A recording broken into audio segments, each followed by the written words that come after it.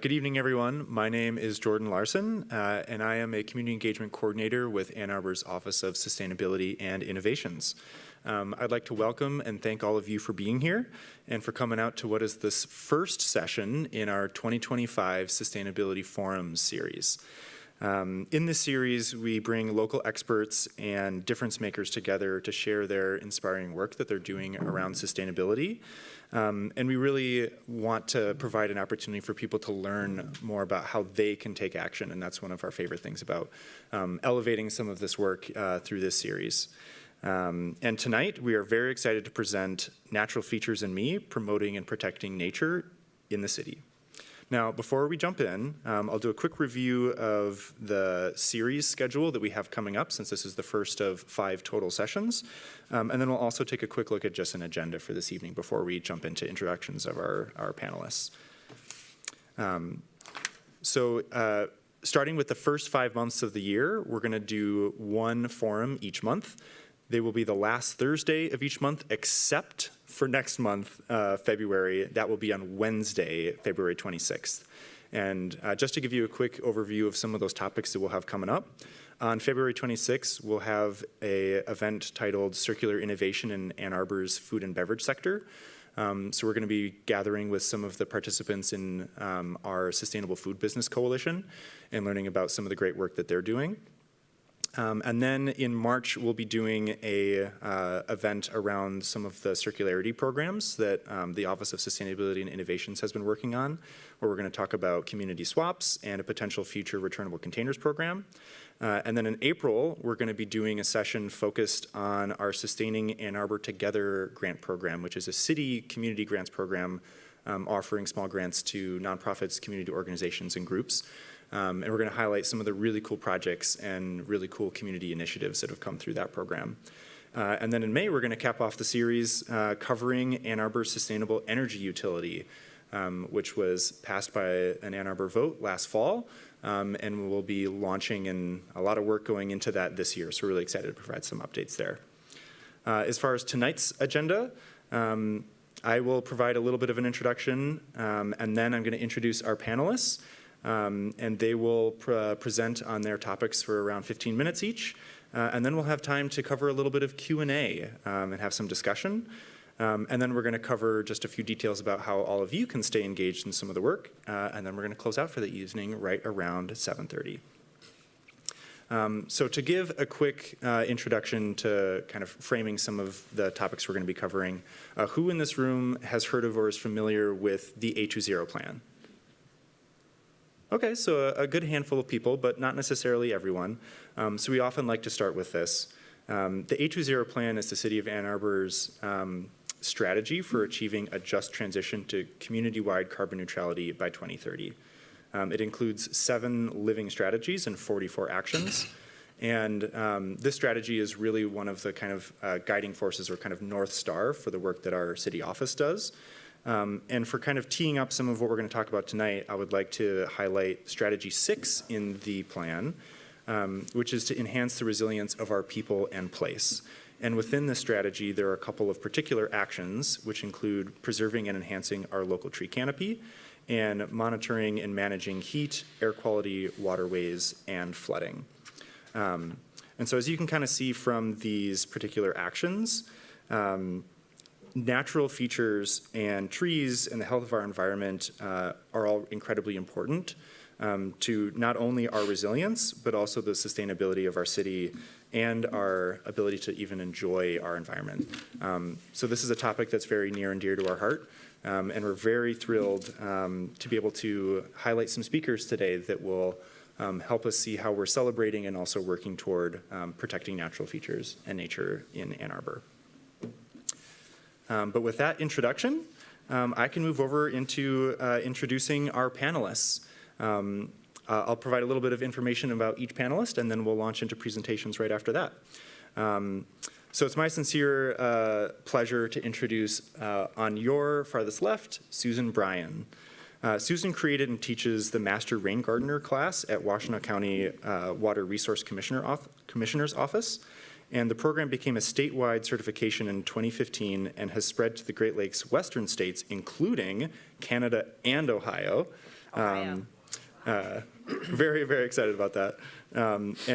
Over 2,000 rain gardens have been built by homeowners on her advice by the industrious and spectacular master rain gardeners through those programs. Thank you, Susan, for being here. Next up, we have Doug Reith. Doug supervises and coordinates many of Washtenaw County Conservation District's resource programs, including the plant sales, rain barrel sales, and tool and equipment programs. He oversees coordination of the Native Plant Expo and Marketplace and started the WCCD School and Community Habitat Grant Program in 2021. Thank you, Doug, for joining us tonight. Next up, we have Richard Wieland. Richard spent his career working in corporate government and academic financial worlds. Now retired, his time is invested in giving back to the community through the Elizabeth Dean Fund, which we'll learn a little bit more in his presentation, and local philanthropic activities, along with teaching real estate classes and flying. Richard, thank you for being here. And last but certainly not least, it's my pleasure to introduce a colleague of mine through the Office of Sustainability and Innovations, Sean Reynolds. Sean oversees work on various circular economy and community resilience programs and initiatives, including sustainable food programs, reuse programs, air quality monitoring, the pollinator-aware yard care program, and the 10,000 Trees Initiative, a program aimed at getting trees planted on private property. He has prior urban forestry experience through Casey Trees, a nonprofit in Washington, D.C., and has a Master's of Science degree in forestry from Auburn University. In his spare time, he enjoys hiking, reading, cooking, and spending time with his cats. Thank you, Sean, for joining us tonight. And without further ado, we can launch into our first presentation of the evening. So I would like to invite Susan to come up to the podium and tell us all about rain barrels and rain gardens. Actually, rain gardens, not rain barrels. That's right, rain gardens. Can I walk around? Yeah, no. Yeah, and just to tab through the presentation, you just click on those buttons. So Yep. trapped by buttons, but I could, You're free to walk around, but yes. If you would prefer to, do I need a mic for this? could we use I the could- stand-up mic, I and then could. I could click through? Would you prefer to do that? Oh, yeah. Yeah, we can do that. Yeah, so here, let's set you up with this mic, and I can tab through your presentation for you. Hi, everyone. I know some of you, and I know that some of you are rain gardeners. That's why you're here. But who has seen the little rain garden sign in some people's yards in Ann Arbor? A lot of people. And it's like a blue and green sign that tells people this garden is a rain garden. Otherwise, you wouldn't know. It just looks like a garden. It doesn't look like anything else is going on, actually. Okay, so some people have seen the signs. Actually, most people here have seen the signs. And now you're going to look for the signs, right? Because you'll see them. Who knows what a rain garden is? I'm not going to call on you, but if I did, you would say, I know why it's a rain garden and why it's not just a garden. Who is like, yeah, I know what makes it a rain garden. Fewer people. Okay, so we will talk about that. And we'll also talk a little bit about, I'll take you like all the steps. We will watch someone build their rain garden, so you'll see the whole process. Who has built a rain garden? Woo, woo, Megan Brooks. See, I know all the people who built rain gardens in this town. That's great. So through this presentation, you'll see how to build a rain garden, and it's not so scary. And also, it's something that you can do good for the environment, that is fun and not tedious or boring, or it's just fun, and it's just joyous. So it's something good that we can all do. All right, so here's some rain gardens. Some of them are a little pixelated, but here's one very flowery, and then here's another. And you can see that they're instead of a raised bed, they're kind of a lowered bed. And that's so that the water can flow into the rain garden. You can go to the next. So the house maybe is here, and all the water that falls on the rain that falls onto the roof will go down, and then sometimes it goes onto your driveway and into the street, but no, not at a rain garden house. It goes into this little garden and waters those plants. And then the plants are happy and they grow more. Go ahead. This rain garden is in Ann Arbor at Bayless and Platt. Beautiful rain garden built by Denise Held. People would actually call me about this rain garden, like screech of their car. Have you seen this rain garden? It's so beautiful. Yes, I have seen this rain garden. Not built by me, but built by Denise. Gorgeous, beautiful plants. And they look so happy. I love this photo because it's in the middle of summer and you can see how brown the grass is. But those plants are super happy because all the water that fell on the roof goes into the rain garden. And this is at EMU. These were professionally designed because this courtyard, it's family housing, and the courtyard was getting very soggy. And the lawnmowers were complaining that their lawnmowers were getting stuck and they were annoyed. So by building these rain gardens, all the water goes here. And even if it's puddling in there, totally fine. The plants love it. No one's getting their lawnmower stuck. And then the grass doesn't get soggy and everyone's happy. Actually, a lot of kids play in these. Okay, go ahead. But the other direction. Here we go. So here is a little, I love this sketch because you can really see how the land is sculpted so a rain garden catches that water. Here's the old way, where water from the roof goes down the driveway into the grate in the street, and then it goes straight to a pipe that goes straight here to the Huron River, and it does not get treated in any way. So whatever is on your driveway, any of that oil or trash or cigarette butts, petroleum products, anything, pesticides, goes straight into our river, and we don't really want to swim in that. So also our drinking water comes from the river. Part of it comes from the Huron River, so we want that to be clean. But what a rain garden does is it takes that water and soaks it into the ground. There's some amazing things. Like some things like heavy metals just stay there. But other things like petroleum products, there's microbes in the soil that break it down, which is an amazing process. And some things, actually, it's good to have that in a garden.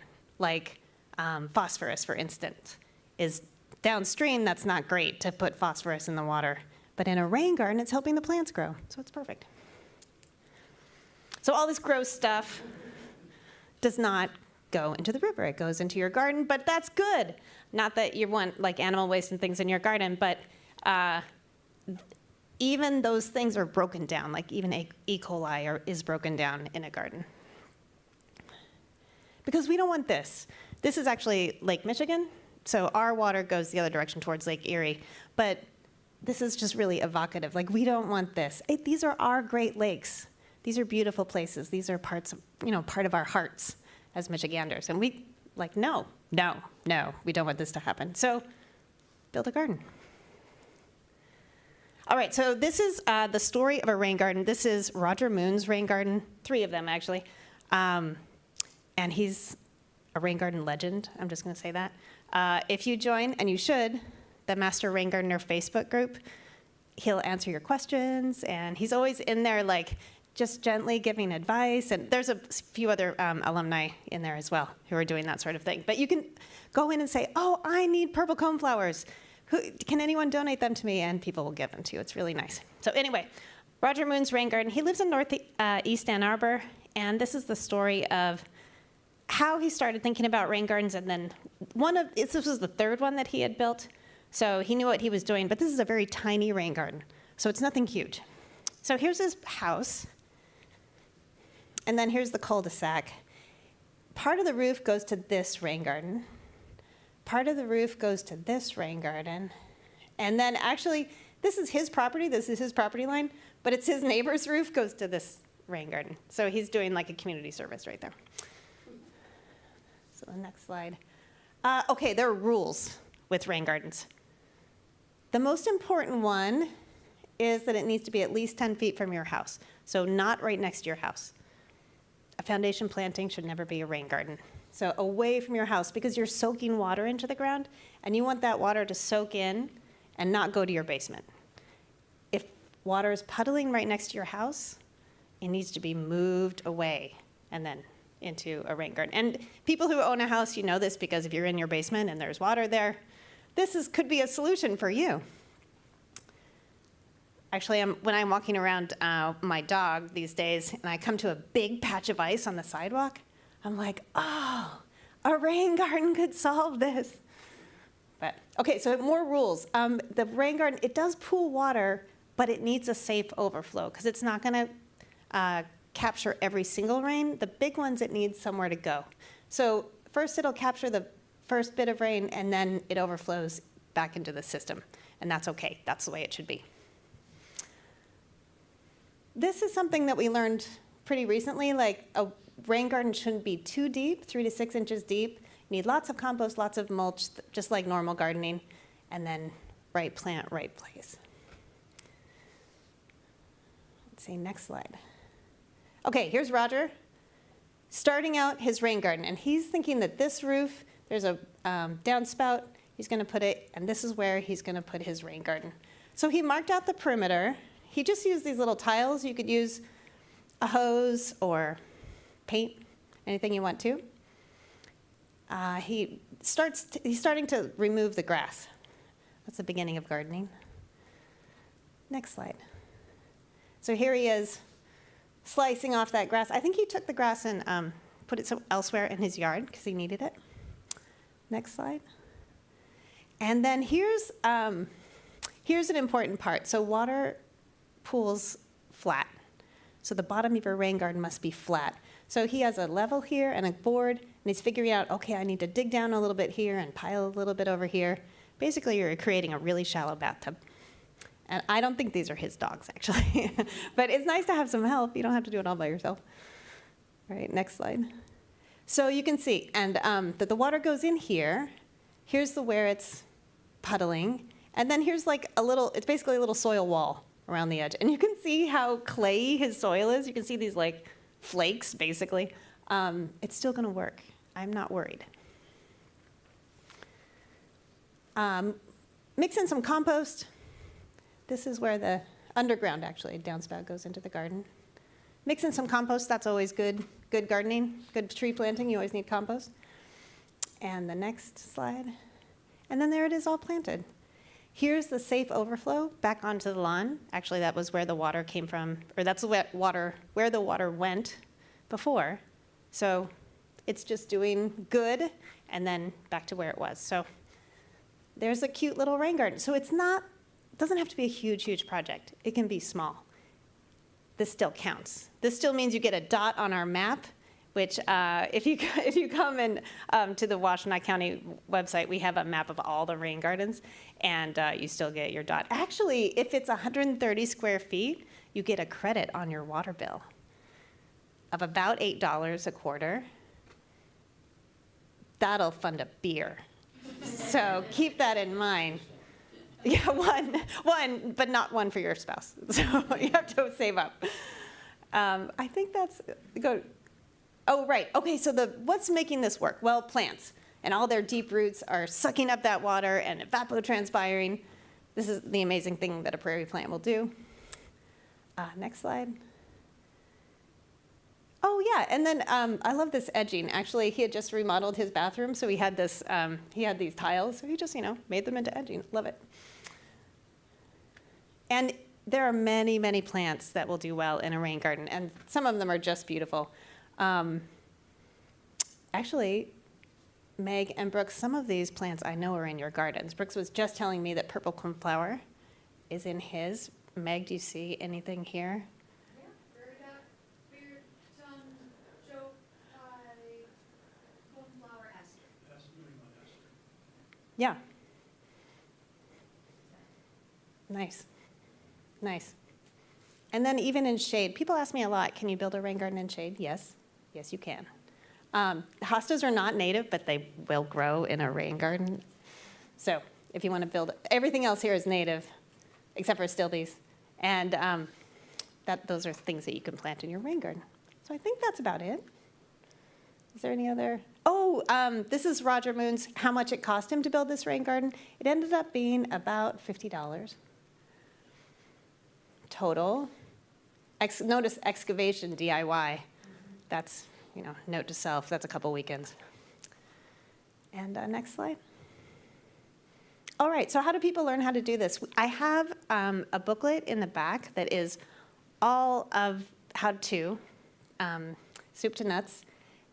We teach the Master Rain Gardener class. The online class just started today, so it's a little late for that. But in person, in Manchester in the spring, we'll be teaching the Master Rain Gardener class. And we also have it recorded, video recordings. You can just watch for free anytime if you have a lot of discipline. But come to masterraingardener.org and you can see all this stuff. And, enjoy your rain garden. I think that's it. think there's one more. This is me. I work for Washtenaw County Water Resources. Also, we're in partnership with the city of Ann Arbor. So thanks. Thanks for Thank you, letting Susan. me. Yeah, please join me in a round of applause for Susan. Yeah, thank you, Susan. And I especially appreciate, hearing that building a rain garden doesn't have to be complicated, and it can be small. I think we do see a lot of good examples of big and beautiful rain gardens in around Ann Arbor, but you can even do something small at your house. So next up is my pleasure to bring Doug to the stage to tell us a little bit more about his work.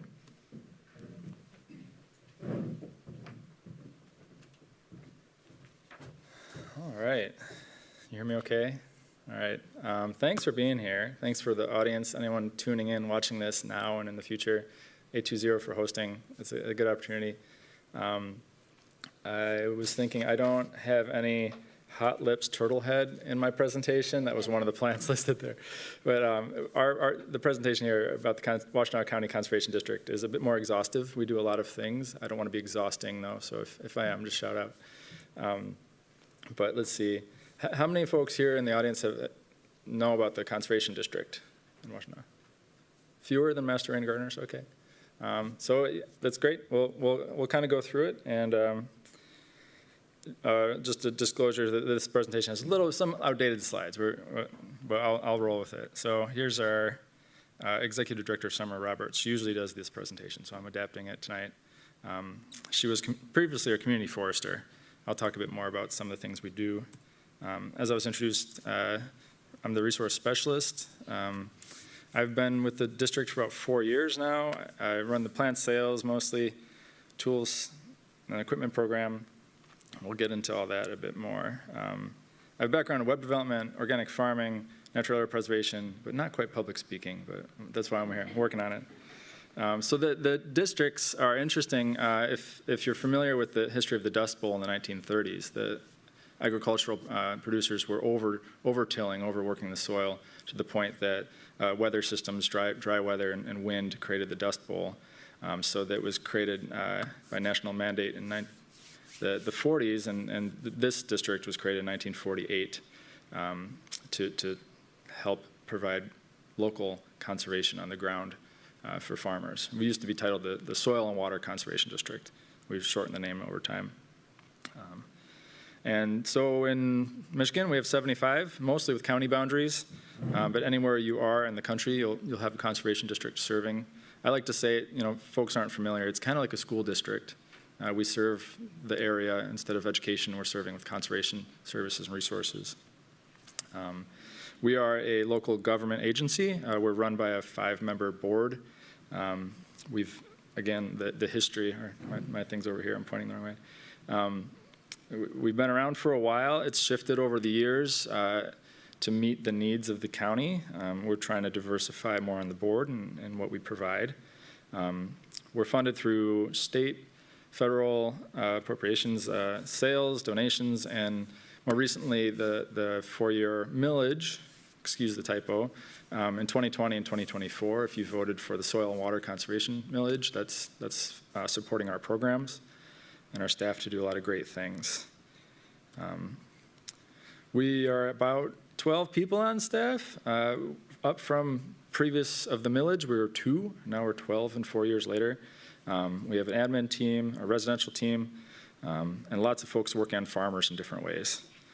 We are, if anyone's interested, we have some seasonal positions and community engagement specialists that are hiring now. I'll say more about the programs everyone works on, but we do partner with a lot of organizations, statewide, national organizations, but many locally, including the Rain Gardeners and 820. We try to align with a lot of similar missions and overlap in the work here.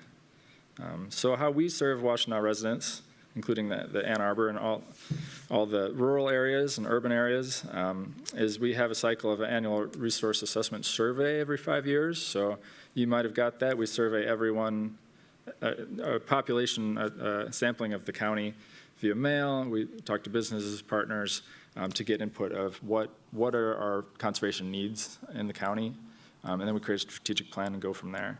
And the strategic plan then outlines what education we offer, what technical assistance, resource distribution that we do through the county.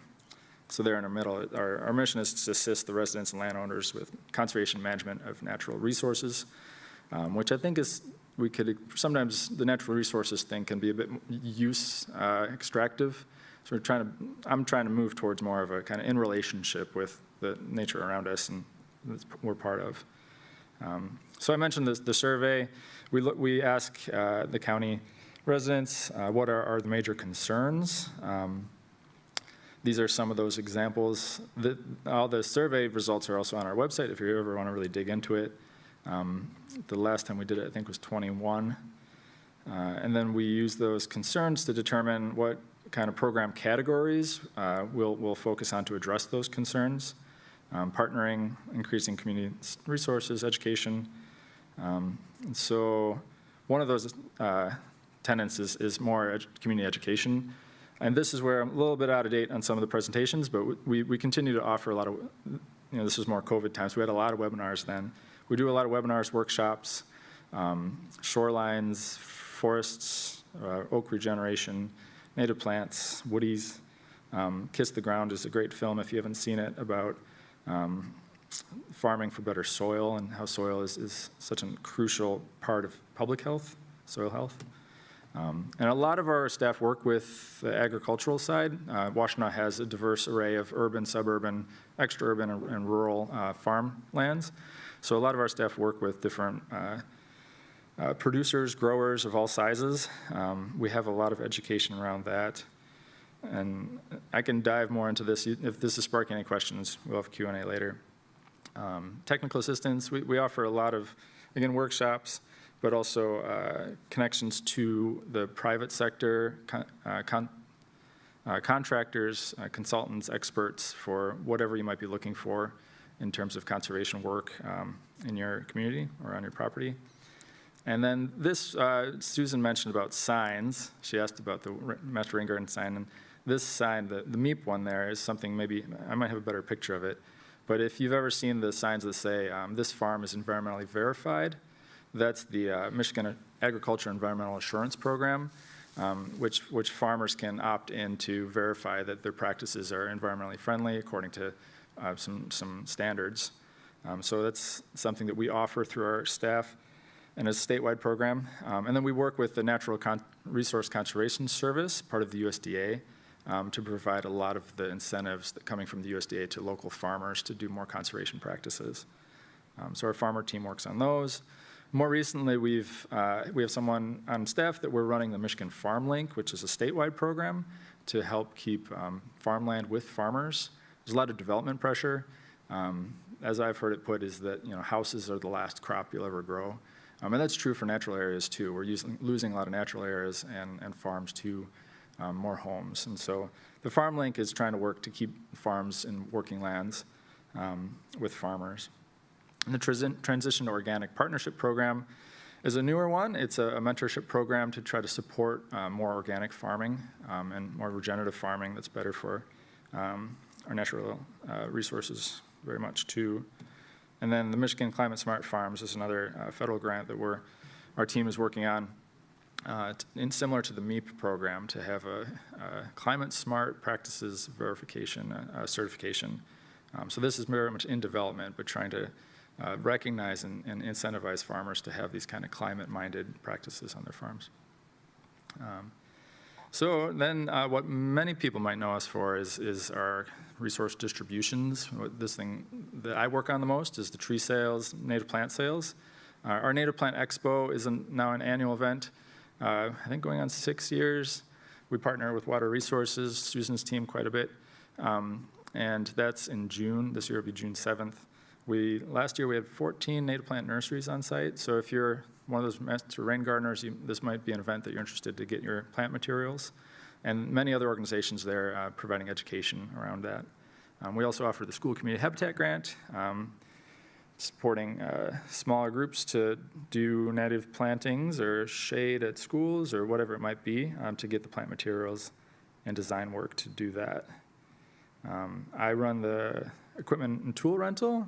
We want to help folks engage with, in particular, the picture there is we have a lot of puller tools to remove invasive species. If you have buckthorn, anyone have buckthorn on their property? Yeah, yeah, who doesn't? Look, you probably do, or autumn olive or all this. So we have some tools that you can pull those out. There's other ways to manage those invasives, but we have many different pruning tools, planting tools, things that you might not normally own that are useful for conservation, land stewardship. With some bigger tools for a big tree planter and a seed drill as well that are tractor implements. I mentioned the plant sales. The spring tree sale is one of our biggest. There you can see in the picture the bare root plants. We did around 35,000 through our sales last year and this year. It's ongoing. I can say more about that too. The sale period right now is going on.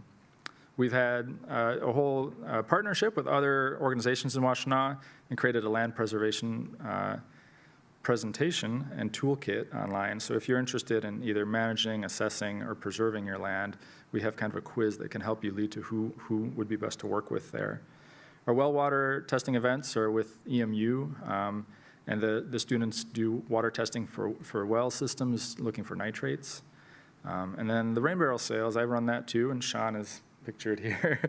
So we've partnered around that, and so encouraging folks, sometimes a rain barrel can be a nice first system to catch the water using your garden before it goes into your rain garden and wherever else. So a lot of resources around that. And then on the farmer side, agricultural side, we also have a cost share program, smaller grants that are easier to get than NRCS in order to help catalyze some of the work that farmers want to do. And then our ag tire collection is a lot of fun. These giant tires. I forget the many tons each year that we get that are used tires that are, environmental hazard, mosquito habitat that then get recycled through that program with the solid waste group at the Washtenaw County. And so then with all those programs and more, I can't mention them all. Again, I'm trying to be exhaustive but not exhausting. We've had quite an impact over the years. Some fun little cartoons here. A lot of this is, a lot of the historical working with the NRCS programs and large farmers. So thousands of acres assisted in conservation practices, technical support, conservation plans. The one I like the most is the 7.5 million trees and shrubs distributed over the years. The big question is how many are still alive, but we're working on that. We keep working to educate and be successful in our tree plantings. Just a little further on the numbers there. This last year I mentioned around 35,000 trees in our sale. We work with the A20 tree giveaway. And then we had the fortune of with the Stewardship Network, giving away 50,000 hazelnut seedlings last year, which was a real fun one. So we partner with a lot of other local cities and townships for tree giveaways. Just trying to get more planting. I think if there's one thing you want to do this spring is plant one tree, and build a relationship with that tree. Start there. You'll find it's pretty addictive, especially if the tree doesn't survive. Now you've got to buy 2 trees. And all this is, a lot of the plant sales especially are supported by volunteers, thanks to the volunteers in the room. But also this last year, it was around, 2024, it was around 270 volunteers and around 5,000 hours to make these big events happen. And it's a lot of fun, a lot of learning, a lot of meeting people. So we continue to do that, and it's a great way to get involved. And I mentioned that native plant and tree sales are ongoing. That date is not quite right, and the big event, the big Native Plant Expo, is on June 7th. Our Habitat grant, I think, is not yet accepting applications, but will be. The deadline's usually in June. We've awarded, I think, 17 projects now in 4 years from school and HOA projects, townships, all sorts of native plants going into spaces that were either lawn or invasive species previously. If you want more on our upcoming events, though, the website, washenawcd.org/events. We'll keep things posted there. I think I'm getting to the end. And another way to keep up is our newsletter. We send it out monthly with everything going on, and also promoting other partner opportunities in the county. Our website, washenawcd.org. Best way to find us. We're over on Zebra Road in Washtenaw County if you're looking for us, or send us an email, give us a call.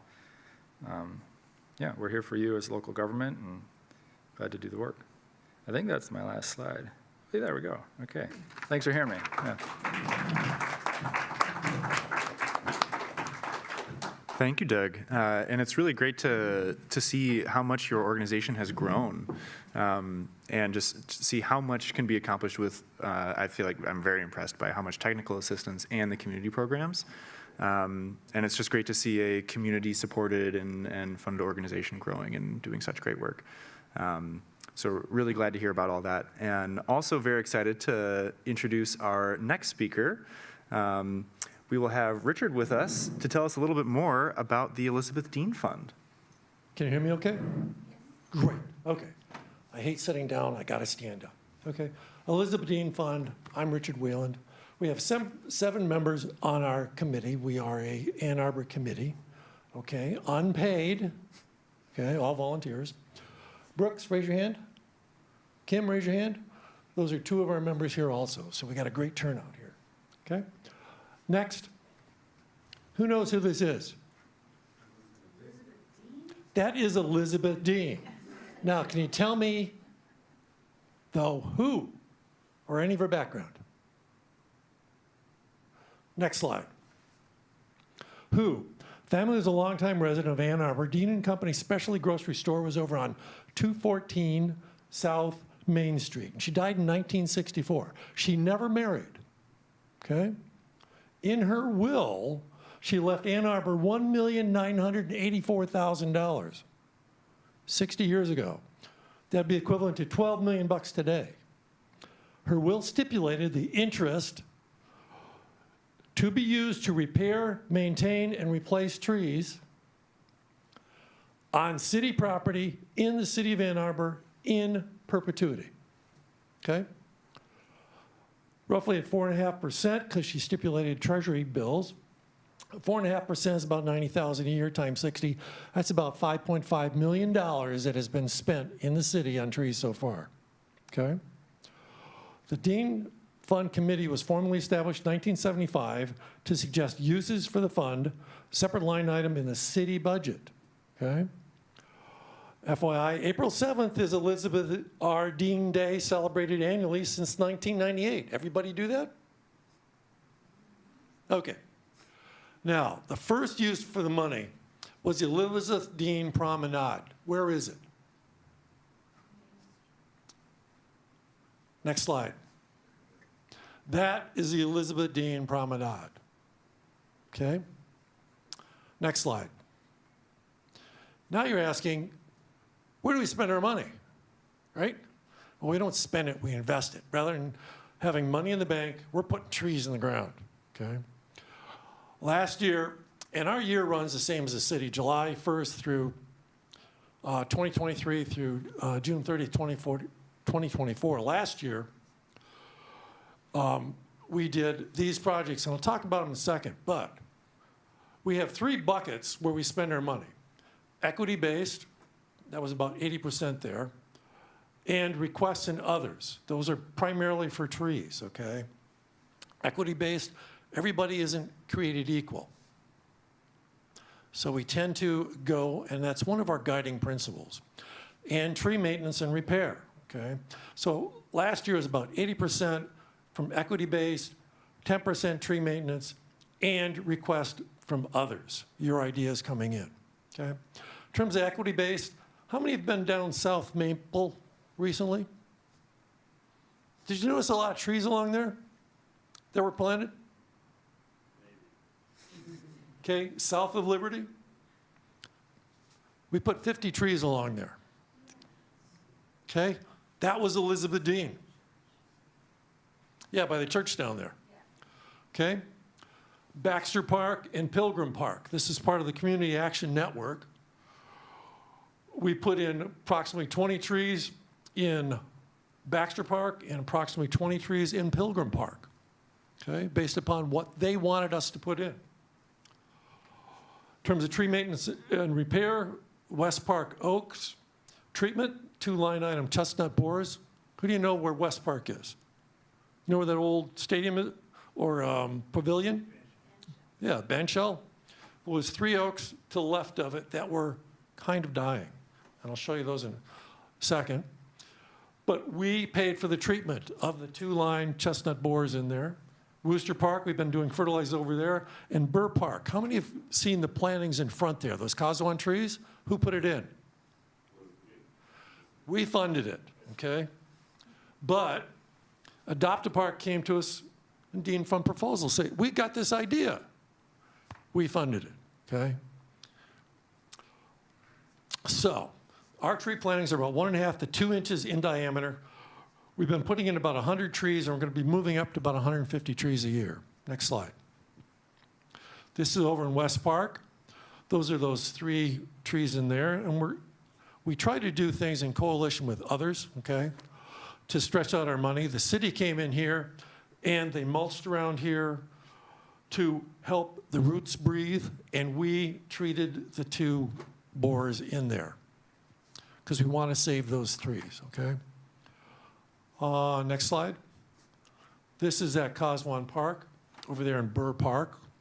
We funded it, but Adopt a Park said, hey, we got this idea, we're there. Next slide. This year, what are we doing? Okay. We're still formulating our ideas, but we're looking at putting trees in the right of way. Remember, we can only put it on city property. So we're looking at bus stops, provide shade there. Ann Arbor Housing Commission, the right of ways, filling that in from our equity-based standpoint.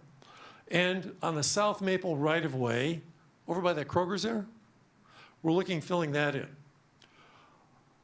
We walk the area, and what we do now, our group walks the area to see and determine with parks and forestry what is best to put in there, okay? We walked that area and we determined we could put about 90 trees in there. But when we looked at the transit corridor, it overlaps a large part of that area. So we're not going to put it into the transit corridor because we don't know how it's going to be developed, and we don't want to put trees in that are going to be tore out. Okay, it doesn't make sense to us. So it'll probably only be about 30 trees in there. Tree maintenance repair, we're still doing a second treatment in West Park Oaks. Burr Park, Miyataka Pocket Forest project. Meg, raise your hand. Meg came to us how long ago? About a year plus. They had this fantastic idea to put in a Miyataka Pocket Forest, okay? Our group had talked about it about 6 months before you came to us. It was a no-brainer for us, okay? And we provided over 50% of the funding? About a third of the Third? So it was about $12 million or $12,000 total? Okay. Which was, we wanted to do it. Somebody came up with the idea, and we said, not a problem, okay? Elms, we're thinking about treatment of elms, but it's fairly expensive to treat elms. You have to do them every 3 years, and it's about $1,000 per elm. But we are looking at that, okay? Other request, Mushroom Park, Phase 1. How many have been over to Mushroom Park or know where it's at? That gorgeous 300-year-old bur oak is kind of on the down side, right? City came to us, said, could you think about this? We looked at it, and we couldn't really. It was about $5,000, and it wasn't, we didn't think it would preserve the life that long. But we're looking at succession planning and working with parks there to fund it, okay? Leslie Science Nature Center. How many have been over there lately? Parking lot looks kind of drab, doesn't it? Spring planning, guess who's going to put in trees in there? Elizabeth Dean Fund, okay? Dean Fund proposal. What we try to do is a collaborative approach with a bias toward equity-based, low tree canopy areas, native tree species, and where no development is planned. Because it takes a long time for trees to grow and so forth. Why put them in when they're going to be ripped out? Next slide. You want to talk about it, Meg? Sure. The pocket forest at Burr Park. Yeah, if you could. Here you go, Meg. The pocket forest at Burr Park is about 2,500 square feet. It is divided into 3 areas. This area closest to the path got the full Miyawaki treatment, which is digging down 18 inches, removing all that soil, digging down another 18 inches, fluffing all that up, mixing amendments with what you removed, putting it all back, mulching it, and letting it sit. Then we thought, not everyone can do that, so let's do a test. So these other 2 beds are tests of much less expensive ways to do it. One is called the lasagna. It's cardboard, 4 inches of compost, 8 inches of compost, 8 inches of mulch. The other one is super budget, cardboard, 8 inches of mulch. We planted about 300 trees, very close together. Thank you, WCCD. Thank you, local native growers. You can see it now, it's fully planted. The shortest tree is 2 inches, a little oak. The tallest one is 72 inches. And we'll see what happens. Super fun. Now, did the Elizabeth Dean Fund do this? No, we funded it, okay? Was it something that Elizabeth Dean would want us to have done? We think so, okay? So next slide, please. Mushroom Park, okay? As part of our Arbor Day planning, for Arbor Day, we do it in the fall. It was kind of our kickoff event. We planted that tree and that tree. That's typical size of the trees that we plant, okay? They're fairly large. But that was our kickoff over in Mushroom Park for succession planning, start thinking about eventually when that live or the large oak goes down. Next slide, please. Okay. What are we planning on for next year? Okay. Notice these question marks. We're looking for input from the folks in Ann Arbor, okay? So, equity base, Bicentennial Park. How many people know where it's at? Ever hear of Southeastern Park? Okay, you know where the drop-off is for trees and so forth? That's Bicentennial Park over there, okay? It was on our radar because it used to be called Southeastern Park. It was on our radar because the Bryant neighborhood, Creekside and Highcombe use it, okay? Part of the Community Action Network. So when the city came to us and said, hey, would you like to be part of this? We said, absolutely, okay? So we've already set aside $11,000 to be part of that, okay? South Maple Park over there, they're going to be doing some development. We held off because we wanted to put trees around the basketball courts over there. We're going to wait to see what they do over there, and then we'll go back in. We're thinking about around libraries and the other. In terms of requests coming in, Leslie Science and Nature Center, how many have been back by the playground back there? Phase 2, we will be putting trees back in there. That'll be a Dean Fund proposal. Mushroom Park, Phase 2 for succession planning. Okay, we've got money penciled in for that. And refills. The question is, and we're a fairly young group. I think we average now 3 years seniority. The question is, how many of our trees have survived? We really don't know. So we're going to go back and look at those plantings. Okay, revisit the Elizabeth Dean Fund projects to see how many of those trees have survived and see how we can do better, be a better steward of the funds there. Now, when we plant a tree, we have a separate tree contract, okay? And part of that contract is 2 years watering afterwards, and we get a 1-year warranty on it, okay? So the trees that we planted, I don't think we've lost any, have we? If we have, they've been replaced by warranties. So, and other, okay? Now, what is our budget? Our budget right now for next year is going to be $90,000, okay? We try to collaborate with others and draw that out, okay? That's how we can do the projects that we do. Next. Okay. Want more information? a2gov.org, Departments Forestry, pages Elizabeth Dean. You can just Google it and it'll pop you right there, okay? Following the meeting, you can talk with us, either Brooks, Kim, or myself, okay? Or last year, we started going to Huron River Days and the Ann Arbor Green Fair. We've been there 2 years. We'll be there this year also. So Huron River Days in May and the Green Fair booth in September. Stop by and talk with us. Temporary signage, we're working on developing temporary signage so people know that it's us putting it in, okay? We've been working, Kim has been on me. I've been working with Ann Arbor Observer. In about 2-3 months, you should see an article come out in the Ann Arbor Observer celebrating the 60th year for Elizabeth Dean. Requests. If you've got any great ideas like Meg does, you can go in there. There's a proposal in there. If you want to see an excellent example of a proposal, can we send them the one you did? Oh, God, it was gorgeous. I talked to Meg ahead of time, got some questions in, worked out the funding, timing, and so forth. We talked about it as a group. We voted on it. Done. Okay. And join the committee. Okay. We have 7 openings. Right now, they're all filled. Get your name in the hopper. Okay. It's great. If you want to listen in and to our meetings, it's the second Tuesday of every month at 9 o'clock. It's not visual. You can only do it auditory.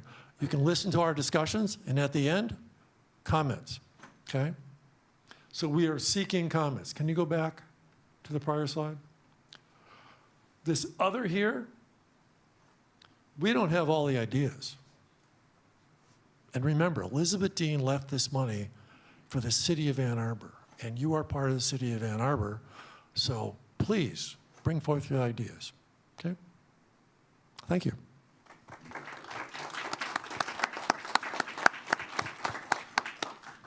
Yeah, thank you, Richard. I think it's always fantastic when we have opportunities to learn a little bit more about the history of our place, and I think there are probably quite a few people in attendance that hadn't heard of Elizabeth Dean before, and at least personally, I think that I'm gonna think of her when I walk down Main Street now. And it's great to see the impact that continues to make to this day. But now to maybe also share a little bit of information about what tree plantings on private property can look like. It's my pleasure to introduce Sean Reynolds, who's going to talk a little bit about tree plantings and pollinators and some other great stuff. Thank you so much, Jordan. First, let me start off by saying that picture that was in Doug's presentation, that barrel was empty. I am not nearly as strong as that picture made me look. I am. As Jordan said, my name is Sean Reynolds. I also work in the Office of Sustainability and Innovations on our A20 plan. I am a senior analyst. A lot of my work is focused on our natural features, like we're talking about tonight, but I do also do some work on our circular economy and sustainable food, which you're going to be hearing about in February and March, so I hope you will join us for those. All right. So I want to start off by talking about the 10,000 Trees Initiative, as Jordan was alluding to. This is our program to help folks get trees planted on their private property here in the city of Ann Arbor. So we actually do tree giveaway events every April. Those are trees that we get through the Washtenaw County Conservation District. Thank you, Doug. And we give out to residents of Washtenaw County for free to take home and plant on their own private property. We are going to be doing another one this April with around 1,000 trees, so keep an eye out in late February or March for information about that, so you can sign up to get some trees. We do also do some larger tree plantings. So we actually did a tree planting in the Bryant neighborhood through the Community Action Network in conjunction with the Elizabeth Dean Fund. They were going in and talking to folks about getting trees planted along the streets in front of their homes, while we were going in and talking to them about getting trees planted actually on their property. So we have done a few of those tree plantings in the past. We were very excited until very recently, and now we are kind of questioning, but tentatively excited to have been awarded $1 million from the U.S. Forest Service through the Inflation Reduction Act. For private property tree planting and maintenance program are my parts of that, as well as our Parks Department is going to be doing increased stewardship work in our natural areas, and our Forestry Department is going to be doing an updated urban tree canopy analysis. Now, as I just alluded to, that funding is somewhat in question at the moment, but we are very hopeful that it will come through.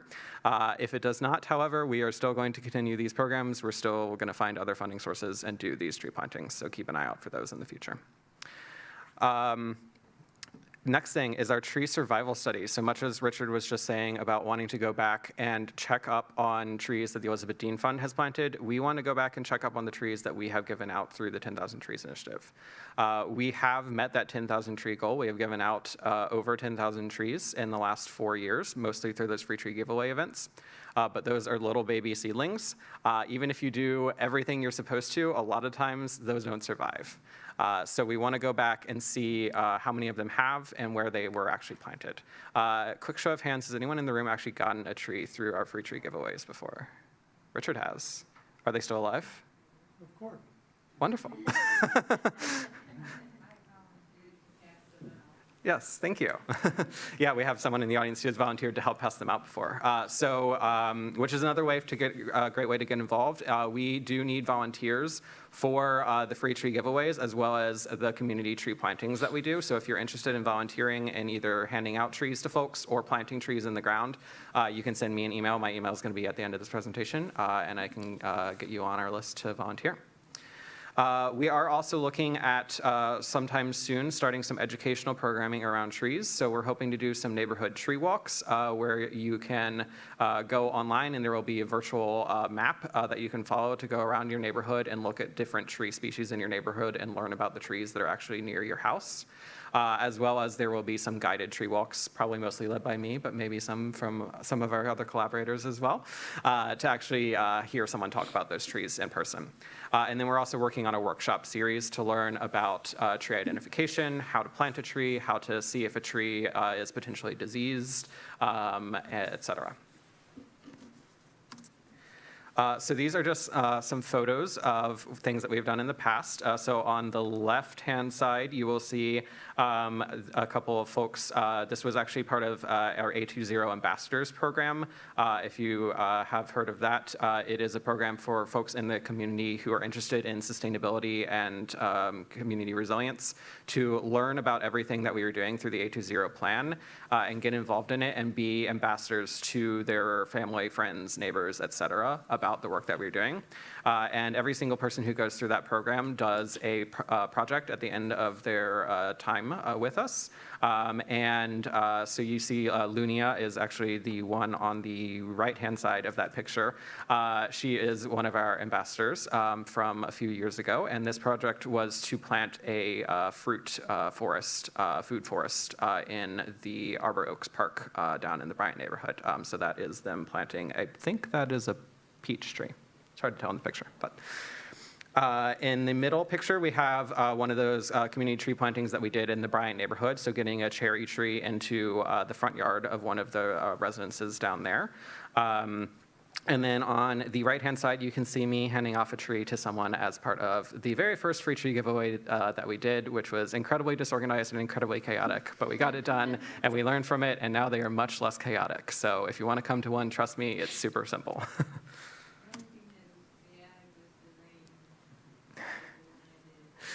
Yes, hopefully, we've only had rain one time, so hopefully that will continue to be a trend of not having much rain during those.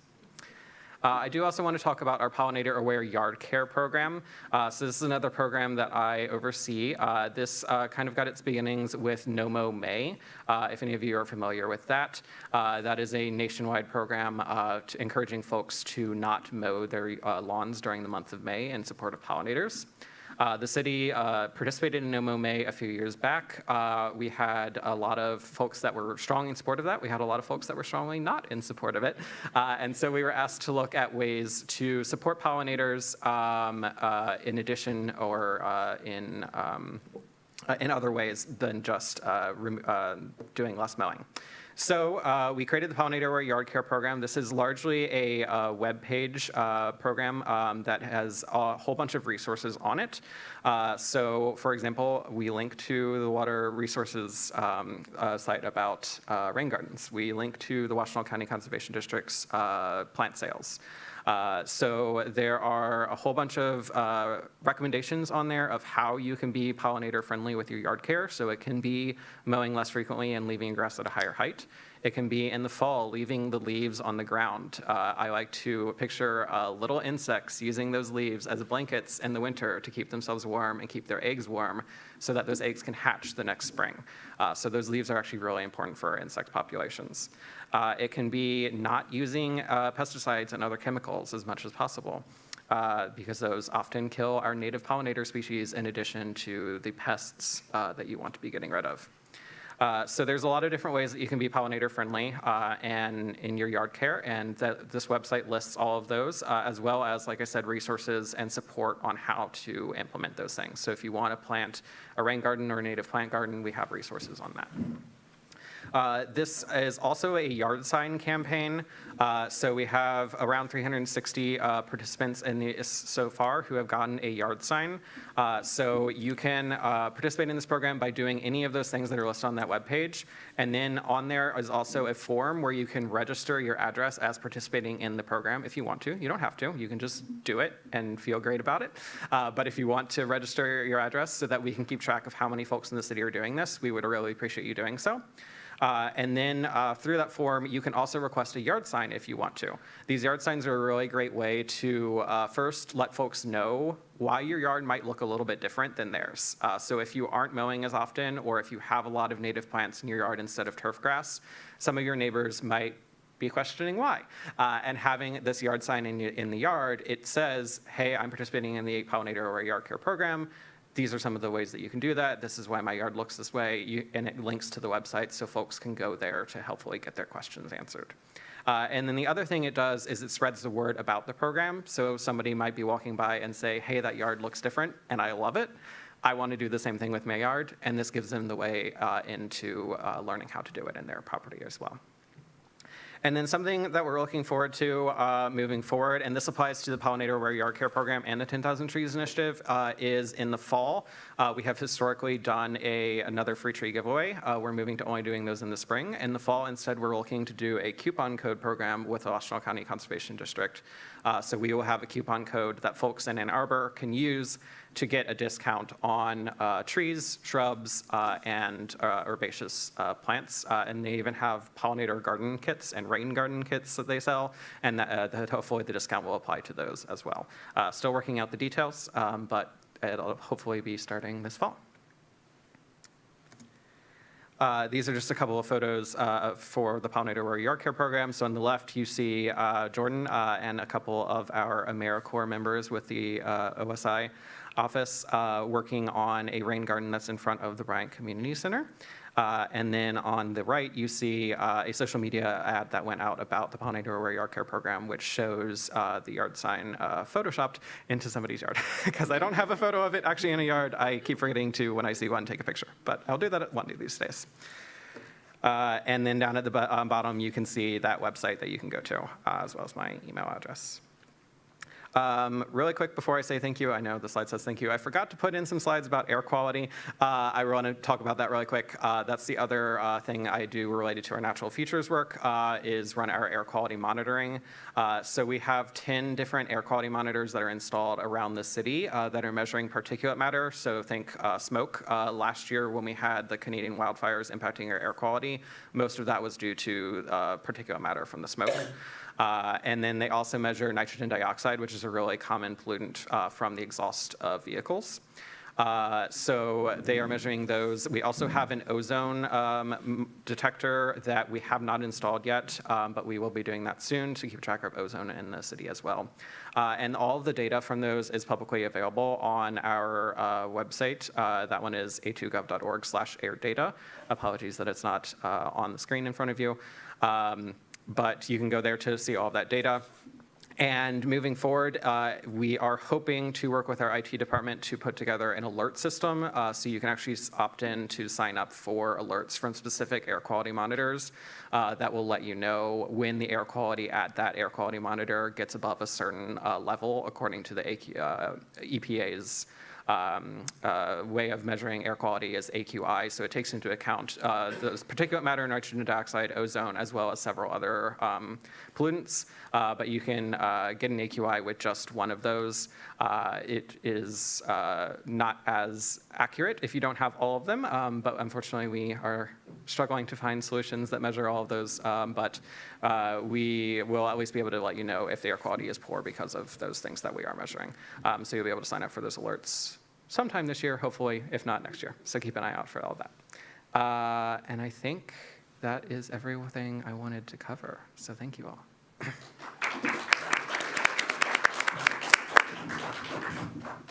Yeah, thank you, Sean. And it's amazing just how many trees have been handed out through the free tree giveaways. Can you give us the update of where we are in our 10,000 trees goal? Yes, we have, I'm blanking on the exact number, but it's like 10,100 something-ish, 10,175-ish, I think. Yeah, so we are super excited that we've achieved that goal, and I know a big part is trying to understand the health and longevity of those trees, and that's part of the survival study, but it's really amazing to see that goal put together and then accomplished in just a few years. So we're very excited about that. But we can use this as an opportunity to launch into our Q&A. I know it looks like we've got about 15 minutes left, so I've got a few questions that I can ask our panelists, but I definitely want to make sure that we have time for all of our guests in the audience. So maybe first I will pass it off and see if anyone in the audience has any questions that they would like to either ask as an open question to the whole panel or one of our panelists in particular. And also we have Steve with a microphone and can hand it to you if anyone would like to ask a question.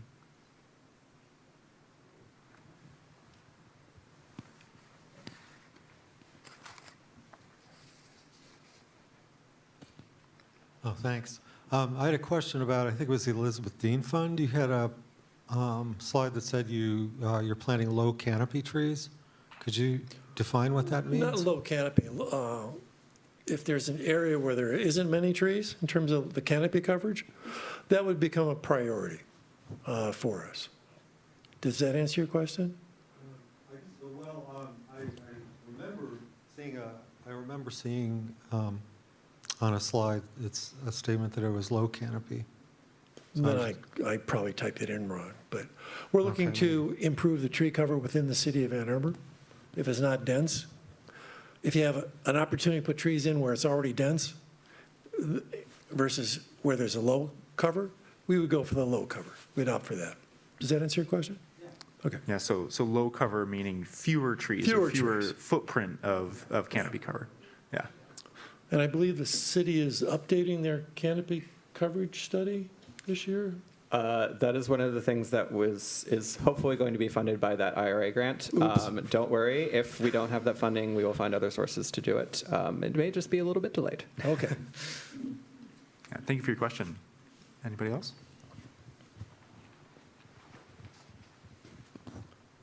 Hi, this is for Sean. Is OSI working to integrate natural features into the city's new comprehensive plan?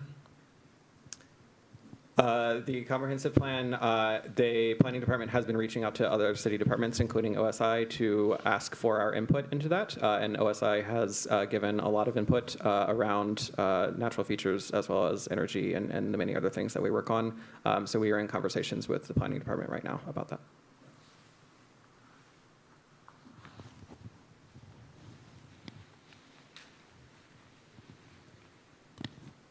Thank you. This is kind of for everybody. As somebody who like rents and can't like take part in some of the other like conservation efforts, like what are some possibilities for, I know there's some big events that people mentioned for volunteering. Are there like opportunities for like consistent volunteering, like once a month kind of thing? Or yeah, things to get more involved if you can't always take part in like your actual property?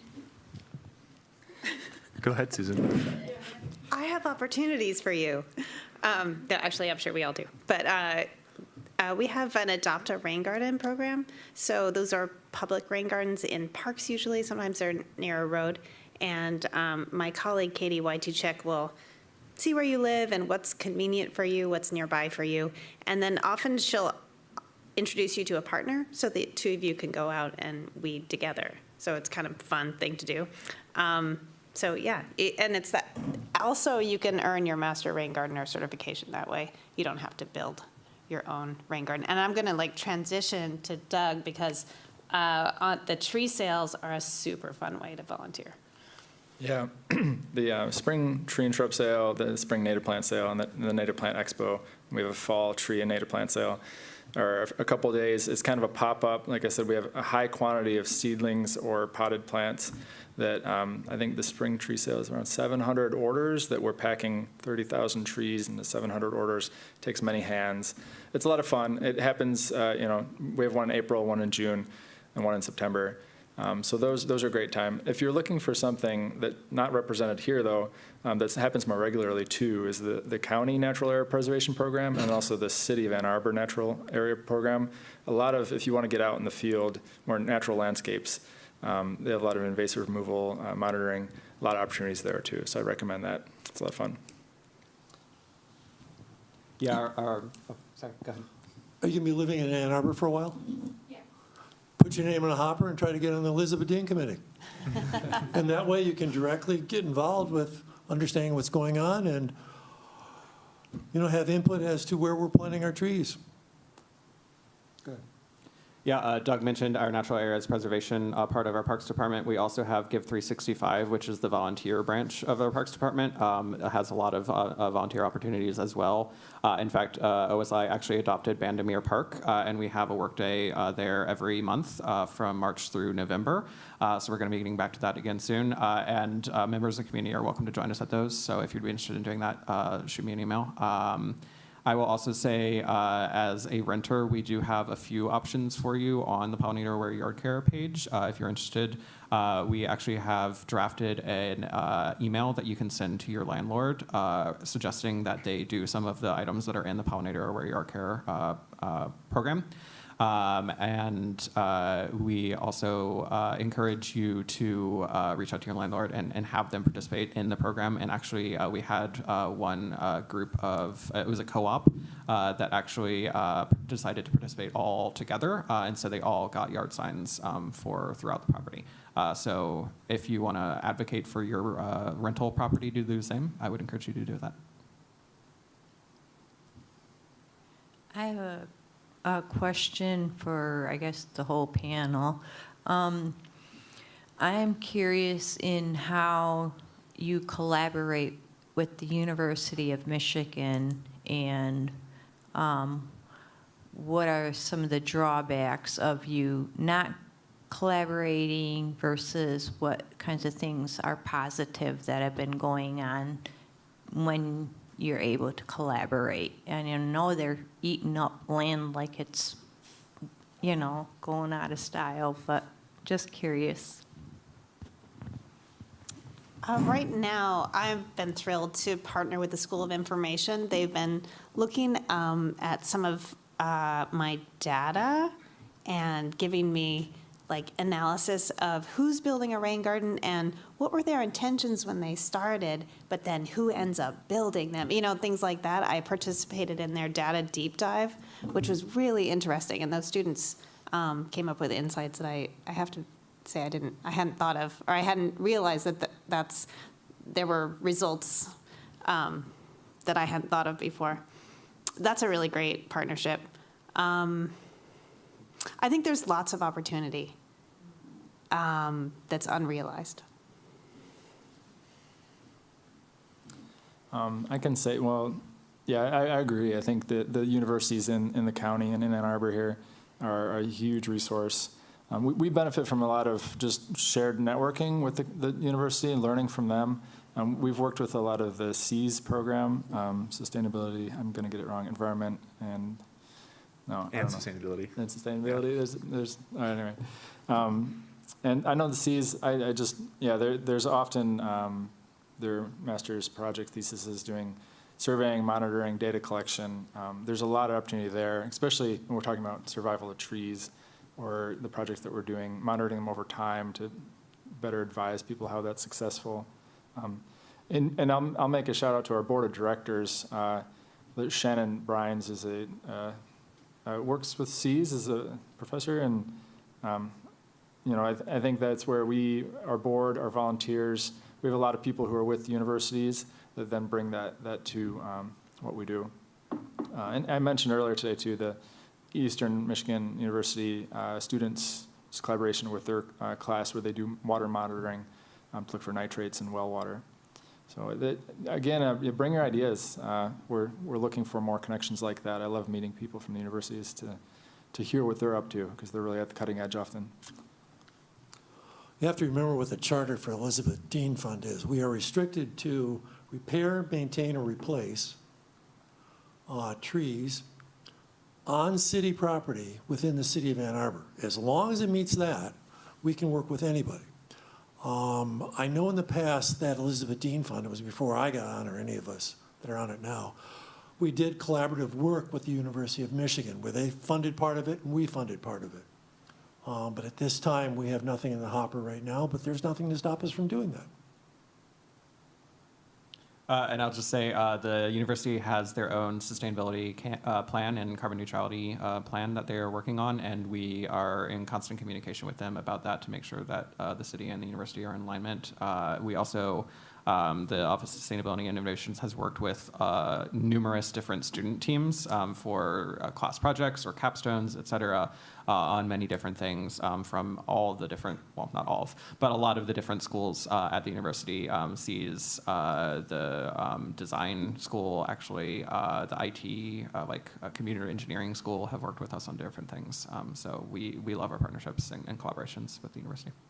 And to piggyback off of what Sean just shared, we've had some Master of Landscape Architecture students build a couple models for us, especially as we are exploring technologies like geothermal and what a sustainable energy utility could provide. It's been fun to work with students that can give us nice models that can kind of show what those technologies could look like above ground and even underground in a community. And I also know that there's a lot of cross discussion between our office and the folks that are doing work around geothermal and the university, because they're exploring a lot of possibilities for geothermal in their buildings and expansions as well. So yeah, in most of the things we do, there's some way that there's a person that we're talking to or collaborating with at U of M. Two topics that I wonder if I could raise. The first relates to the percentage of trees that you're offering that are native to Michigan. And I wonder what it is now and what the opportunity is to increase that number, because they're just so much more beneficial. Any ideas where we are now? Good question. We'd have to go look at it. But going forward, we are looking at 100%. But if you look at, for example, the Kazwan Grove we put in over to honor our sister city in Japan, that was half Kazwan, and then the other was restricted to native trees. So, but when we plant along a roadway, one of the things we have to take into account is size, salt tolerance, and also the diversity, because we don't want to plant all the same thing. So, but we would, if we had to err, it would be to the native species. But if there's a reason for survivability and put something else in, then we'd look at that. Thank you. A very similar answer on my end. I don't have the numbers right in front of me, but I do have a spreadsheet that keeps track of all this. And if you are interested in the exact numbers, just send me an email. I can get those to you. But I think it's like 83% of the ones we've given out have been native, and the other 17, if I did that math correctly in my brain, would be non-native. But all the non-native ones are non-invasive, and they are put in for reasons of they are really well adapted to urban environments. Good to know. Thanks. I can speak to the Conservation District sales too, and it's part of our history, but the Conservation District sales used to sell multiflora rose, black locust, I want to say autumn olive. These were things that at the time had conservation use, and they didn't understand the full implication of putting them into the environment. And these are now, if you're not familiar, if you're cringing, you know, but they're some of the really, really tough invasives to get rid of. Fortunately, nowadays, we're not selling anything of that nature, but in terms of native species, in the years I've been around, we've really tipped the scale back to more native species of trees that we rotate through our spring tree sales. There's around 50 species each year. We rotate probably over 100. And there's always about 25% of those that are conifers, and some of those are introduced species, nothing invasive or problematic. But some of the conifers, we're serving both the ecological benefits of the native species, but some of the introduced species, such as Norway spruce. Folks really like it for the privacy screens. It's more or less deer resistant. Something like white pine, which could be great for that, it can be a much more tricky one if you have a lot of deer. There's a lot of different preferences there, but we're shifting more to our focus on native species as much as we can. I want to say it's, in terms of total trees and the tree sale, I think the conifers count for about a quarter, and most of those are native. Some are, like maybe half of those are introduced. So, yeah. Thanks. The other issue relates to tree protection, because there's been a lot of comments tonight about survivability and looking and seeing. And I just wonder what's happening at the front end to ensure that the trees are protected from big, fast mowers in especially public spaces and weed whackers in a lot of private and public spaces. And I wonder if there's anything that we could do, more blanket approach that would help that survivability. I'll try to go for that one. First of all, when we walk an area, we walk it with forestry and someone who's more knowledgeable than we are in general. So we plant the right tree. In terms of if it's by the street, make sure it's salt tolerant, for example.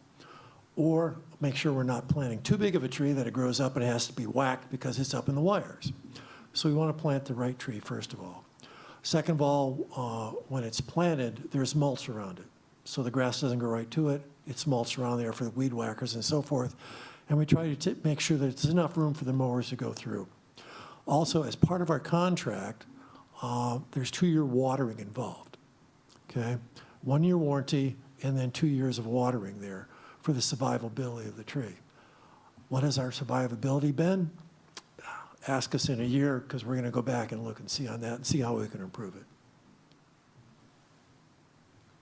The Conservation District, if you're ordering through our sales and getting the seedlings, we mentioned they go from 6 inches to a few feet. They are lower survival, require a lot more to get established. It's quite a shock for a plant to cut bare roots and replanted.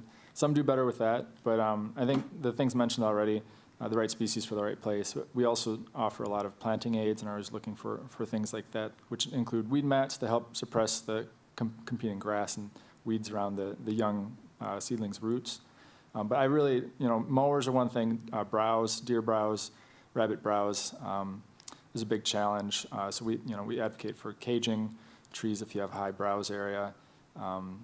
The tree tubes, I know the Pocket Forest website has a great video now about tree tube. Yeah, tree tube around the base, especially with those weed whackers, hitting the bark can really kill a tree over time. I think the other big challenge for survival is that we're seeing drier periods earlier in the spring, and so having good watering routine and planting only what you can really that you can maintain for the year is important to get those to full survival, get them established. And I know we're out of time, but I'll really quickly just say that for our tree plantings that we do, I actually go to every single resident who asks for a tree, and I sit down with them and talk about what kind of tree they want and where they want to put it, so we can make sure we're getting the right tree in the right place. And we mulch all those trees as well, and then give them information. For the ones that folks take home and plant themselves, obviously we have a lot less control over what happens to those once they leave the giveaway, unfortunately. But we do give out information to everybody that is specific to the tree species they ordered. So it talks about specifically, like, this tree will get to around this height. So make sure you don't plant it under a overhead wire or right next to your house, for example. And then it also talks about the soil needs and everything of that sort. And we do also encourage folks to mulch and protect around the base of the trees when they plant them as well. I think I might add as well is, if you look in nature, oaks cast, thousands of acorns, and how many of those survive. I think sometimes we have to take a look, if we're wanting to have an impact on survival, is go for some quantity. If you're in a space where you one larger caliper tree that you want to survive, give it the whole cage and the whole treatment. But another strategy would be to do a lot of plantings and strategically with the right resources and education around it to try to renaturalize landscape. Maybe enough trees that the deer can't eat them all at once. So, different strategies. Yeah. And a quick follow-on. We're trying to do a collaborative approach. And if you look at, for example, Coswan Grove we put in there, those are all protected. And they had a plan in place to do that for us. Also, the trees that we put in Pilgrim Park over by Creekside and Baxter Park, we worked with the executive directors over there. What do you want? So before we even put the trees in, they had picked them, so there was ownership there. And they told the people there that they were going in for them. And they're looking after those trees too. And hopefully that'll up the survivability with that collaboration. Richard, is that big oak still in Mushroom Park, or has it already died? I want to go there and collect acorns. If you go to, I don't know if you ever looked at it, but Beauty in the Eye of Tree Beholder, it's a beautiful one. With the oil paintings that were done here, go to the Ann Arbor District Library, and there's a book there. And you can see that oak is one of the 20 trees in this city that they choose to make a painting of, okay? But it's probably only has about 5 years left. I'm going to go collect acorns. No, please, it's gorgeous, and when it goes, people are gonna be sad, because Sam, one of our people, went there and talked to people on a Saturday. What happens when that tree goes? And it's gonna be sad. And that's why we're looking at putting in succession planning and preparing for that eventuality. But yeah, please go see it. Unfortunately, we are at time this evening. Thank you so much for all of your questions. Right before we close out, I'm just going to rapid fire share just a couple things about how you can stay engaged with some of OSI's broader work. Would encourage you to sign up for our monthly newsletters. This most recent January newsletter, I wrote on some of our neighborhood decarbonization work, if you want to check that out. Again, would encourage you to come to next month's forum on Wednesday, February 26th. And as Sean mentioned, please keep an eye out for the April free tree giveaway registration either at the end of February or sometime in March. And then also I wanted to note before we close out that the district library has some really amazing resources that are always great to check out, including seasonal native seed pack samplers. And so that will be coming out in the spring. And also we have an A20 kit that you can rent from the library that includes an air quality monitor, a bunch of stuff to explore kind of your energy usage in your home, and just cool stuff to explore some sustainability measures in your house. And then lastly, we do have a table in the corner with some resources and programs, and something I wanted to highlight is that we have a A20 community cookbook project that's active right now. So if you're interested in maybe submitting a recipe and a little bit of a story, and you might be interested in that being in our community cookbook, come check out the flyer. But with that, I would just love to share my appreciation and a sincere thank you to the Ann Arbor District Library for hosting these events. This is a fantastic space, and we feel really fortunate that we get to partner and do these events here. I want to thank our panelists and all of the attendees, both here in person and virtual, that were joining us tonight. And also want to give a shout out to Amaya here, who is one of our AmeriCorps members with our office, who has been supporting the planning and coordination of this series overall. So thank you to Amaya as well. And with that, I hope you all have a safe evening, and we hope to catch you next month at the next forum. Thank you so much. Good night.